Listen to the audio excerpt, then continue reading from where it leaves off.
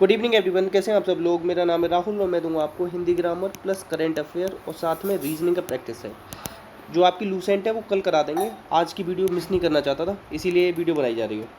उस आदमी को यहाँ बुलाओ, इस वाक्य में बताना है कि विशेषण वाक्य अर्थ के आधार पर कितने प्रकार का होता है 8 और रचना के आधार पर 3 प्रकार का। ये 2 क्वेश्चन डायरेक्ट पूछे जाते हैं, लिख लेना। विशेषण 4 प्रकार का होता है, गुणवाचक, संख्या, परिमाण और सार्वनामिक। एक क्वेश्चन ये पूछा जाता है आदमी की विशेषता क्या है उस, तो ये क्या हो जाएगा सार्वनामिक विशेषण। क्यों? क्यों उस क्या है सर्वनाम, इसके बाद संज्ञा आ रही है इसीलिए सार्वनामिक विशेषण। आंसर आएगा सी, याद रखना। नेक्स्ट है तत्सम बताना है, तो शब्द उत्पत्ति के आधार पर 4 प्रकार। अब इसमें बताना है कि तत्सम, तो देखो शब्द ना उत्पत्ति के आधार पर 4 प्रकार के होते हैं। कौन कौन से होते हैं? तत्सम, तद्भव, देशज, विदेशज। जब भी ये रेफ वाला रा दिख जाए, ये होता है आधा रा बोलते हैं इसे, क्या बोलते हैं? आधा र, तो ये होता है तत्सम। आंसर आ जाएगा ये। जब ये चंद्रबिंदु दिख जाए, ये किस में आती है? हमेशा तद्भव में आती है, याद रखो। हाथी का एक पर्यायवाची लिख लेना, हस्ती। क्या लिखना? हस्ती। गज, ये भी याद रखना, ठीक है। और आंसर क्या आ जाएगा इसका? आंसर आ जाएगा ए। और गजबदन किसे कहते हैं? ये भी याद रखना, गणेश जी को। नेक्स्ट है, ये कह रहा है जहाँ बरगद का पुराना पेड़ था वहाँ। तो देखो जहाँ वहाँ ये सब किस में आते हैं? क्रिया विशेषण में। देखो सर्वनाम आश्रित कुछ नहीं होता, संज्ञा में आता है की, विशेषण में आता है जो, जिसका, जिसकी, जिसके। आंसर आ जाएगा डी। नेक्स्ट है, ये कह रहा है कि विलोम अशुद्ध है। तो देखो शकुन का क्या होता है? अपशकुन होता है, अपशकुन, ठीक है। अशकुन नहीं होता, अपशकुन होता है। आंसर आ जाएगा ए। नेक्स्ट ये कह रहा है कि इस क्या बोलते हैं? तो इसे बोलते हैं अपूर्ण विराम। क्या बोलते हैं? अपूर्ण विराम। विराम चिन्ह की संख्या कामता प्रसाद गुरु जी ने 20 बताई है, जिसमें से हिंदी का एक पूर्ण विराम, बाकी 19 इंग्लिश के। ये भी याद रखने हैं आपको, ठीक है। और ये याद रखना, इसे कहते हैं योजक, ठीक। आंसर आ जाएगा सी। नेक्स्ट है वह घर मेरा है। तो घर की विशेषता क्या है? वह क्या है? सर्वनाम। सर्वनाम के बाद संज्ञा आ जाए तो क्या हो जाए? ये विशेषण। विशेषण में भी कौन सा? सार्वनामिक विशेषण। कौन सा हो जाएगा? ये सार्वनामिक विशेषण। आंसर आएगा सी। अच्छा, व्याकरण याद रखना। व्याकरण क्या? पुल्लिंग है, पुल्लिंग शब्द होता है व्याकरण। और व्याकरण को जानने वाले, व्याकरण की ज्ञाता को क्या कहते हैं? व्याकरण। ये भी याद रखना अलग से। नेक्स्ट, यदि सुषमा मुझे फोन करती तो मैं जरूर आती। तो मतलब ऐसा होता तो ऐसा हो जाता। तो ये क्या? हेतु हेतुमत भूतकाल। हेतु हेतुमत का वर्तमान काल में प्रयोग नहीं करते, ये याद रखना। भूतकाल 6 प्रकार का होता है। आसन में है आता है, संदिग्ध में होगा होगी, ठीक है। और तात्कालिक या पूर्ण में क्या आता है? रहा है, रहा आता है, इतना याद होगा।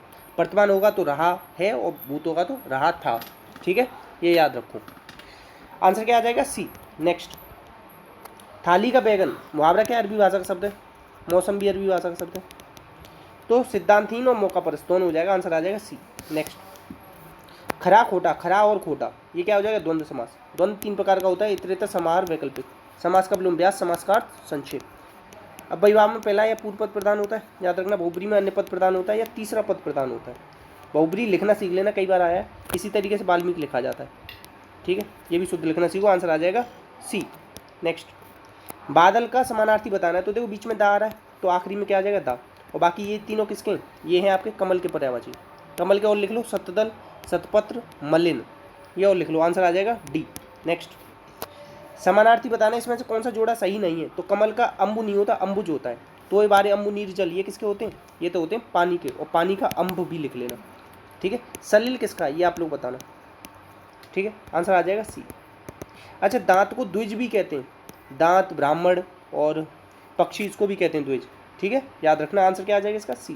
चांद को याद रखना रजनीपति भी कहते हैं, रजनीपति। रजनी का मतलब क्या होता है? रात। आंसर आएगा सी। नेक्स्ट, चीर का समानार्थी बताओ। वो हुआ था ना चीर हरण, चीर मतलब होता है वस्त्र। वस्त्र का एक और पर्यायवाची लिखो, दुकूल। आंसर आएगा सी। नेक्स्ट है, जंगल का समानार्थी बताना है। तो जंगल का हो जाएगा अरण्य, कानन, विपिन, कांतार, ये सब लिख लेना, बहुत ज़्यादा पूछा है। और जंगल में लगने वाली आग को क्या कहते हैं? दावानल। और आपके समुद्र में लगने वाली आग को कहते हैं बड़वानल, ये भी याद रखना। आंसर आएगा बी। नेक्स्ट, सरोवर का पर्यायवाची बताना है। सरोवर का क्या हो जाएगा बताओ? कौन सा नहीं है? तो सतदल, शतपत्र, ये किसके? कमल के पर्यायवाची थे ना। अच्छा, ये सर तो होता है सरोवर, और ये सर मतलब क्या होता है? तीर, ठीक है। आंसर आ जाएगा बी। नेक्स्ट, मोदी ने अनकही कहानी नामक पुस्तक विमोचन किया है, इसके लेखक कौन है? देखो अनकही कहानी, जब भी नाना नानी के घर गए हो ना, तो वहाँ राम जी की, बहादुर लोगों की अनकही कहानी सुनाई जाती है। आंसर आएगा ए। अच्छा, मैन ये गीतांजलि श्री को टॉम ऑफ द सेंड के लिए बुकर पुरस्कार मिला था, ये याद रखना, ठीक है। आंसर आ जाएगा ये, बहुत ज़्यादा इंपॉर्टेंट रहेगा ये। नेक्स्ट, किस हवाई अड्डे को सबसे बेस्ट हवाई अड्डे घोषित किया गया है? तो ये किया गया है हमाद को। हमाद कहाँ पे? कतर में, ये भी याद रखना। अब देखो एशिया में सबसे ज़्यादा इंपॉर्टेंट कौन सा हवाई अड्डा है जिसको बेस्ट कहा गया है? तो ये बांग्लादेश का है। अब इसका नाम क्या है? अब इसका नाम है, थोड़ा सा मेरे दिमाग से मिस हो रहा है, मगर बांग्लादेश का जो हवाई अड्डा है ना, उसको एशिया के अंदर बेस्ट पुरस्कार मिला है, जैसे हमाद को मिला है दुनिया का, ठीक है। और इसका थोड़ा सा क्या था, चलो अब बाद में बता दूंगा और कल बता दूंगा, यानी आप लोग सर्च करके देखना। आंसर आएगा इसका बी। नेक्स्ट है, अब देखो ये क्वेश्चन कह रहा है कि 2026 में फीफा वर्ल्ड कप कहाँ होंगे? तो देखो ये बहुत ज़्यादा इंपॉर्टेंट है, ये 3 जगह होंगे। कहाँ कहाँ होंगे? एक तो अमेरिका में होंगे, मैक्सिको में होंगे और आपके कनाडा में होंगे, याद रखना। आंसर आएगा डी। 2022 में इस साल कहाँ पे होंगे? ये होंगे कतर में, ये भी याद रखना। अंडर 17 इस साल कहाँ पे होंगे? ये भारत में होंगे, ये भी याद रखना। एक चीज़ और याद रखना, अमेरिका और कनाडा के बीच में पैरेलल लाइन है 49 पैरेलल, सबसे बड़ी लाइन है ये, ठीक है। और 38 पैरेलल किस किस के बीच में? नॉर्थ कोरिया और साउथ कोरिया, ये याद रखना। आंसर क्या आ जाएगा इसका? आंसर आ जाएगा कनाडा। नेक्स्ट है शरणार्थी दिवस। देखो शरणार्थी में ना शरणार्थी ऐसे लिख रहा है ना, तो 20 बन रहा है, तो 20 जून ऐसे याद रख लो। नेक्स्ट है तेलंगाना हाई कोर्ट के चीफ जस्टिस। देखो तेल क्या होगा? तेल होगा तो उजाला होगा, तेल में ही तो उजाला होता है तेल की वजह से, तो उज्ज्वला याद रखो। संघी कैसे याद रखोगे? पहले देखो यूपी और उत्तराखंड साथ साथ थे, तो संघी कहाँ के? उत्तराखंड के, ऐसे याद रखो। छाया कैसे याद रखोगे?